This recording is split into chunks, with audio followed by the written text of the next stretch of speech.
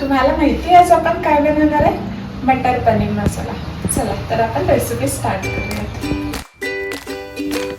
आपल्याला माहितीच आहे आता श्रावण महिना चालू झालेला आहे. नॉनव्हेज तर आता काही जमणारच नाही, म्हणून आपण नॉनव्हेजला रिप्लेसमेंट म्हणून नॉनव्हेज एवढीच टेस्टी पनीर मटर मसाला बनवत आहोत. त्यासाठी आपल्याला एक कढई गॅसवर ठेवायची आहे.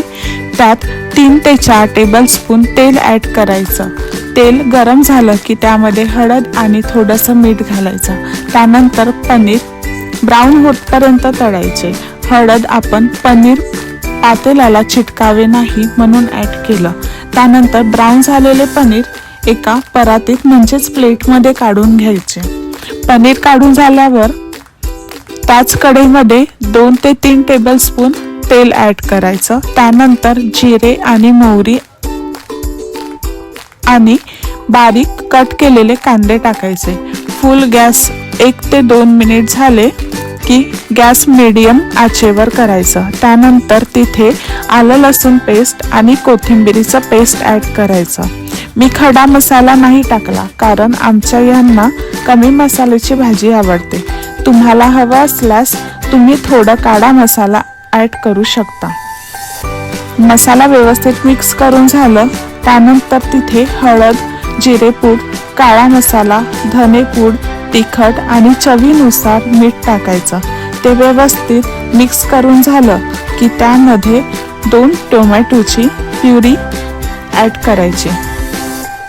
दही ऑप्शनल आहे बट मी ॲड केली आणि रिअली टेस्ट एकदम भारी येते. तुम्ही पण एकदा ट्राय करू शकताय.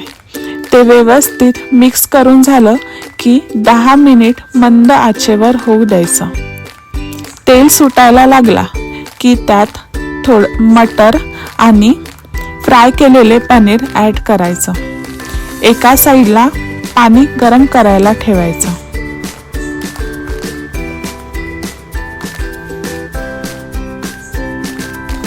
भाजीत थोडासा पनीर मटर मसाला ॲड करायचा. जर पनीर मटर मसाला नसेल तर तुम्ही साधा पनीर मसाला पण त्यामध्ये ॲड करू शकता. त्यानंतर भाजी व्यवस्थित मिक्स करून घ्यायची. साईडला गरम झालेला पाणी त्यामध्ये ॲड करायचा. भाजीला व्यवस्थित मिक्स करून 5 मिनिट उकळी येऊ द्यायची. उकळी आली भाजीला की कोथिंबीर टाकून सर्व करायचं. अशा प्रकारे आपली मटर पनीर मसाला रेडी झालेली आहे. चॅनलला लाईक आणि सबस्क्राईब करायचं विसरू नका. थँक्यू.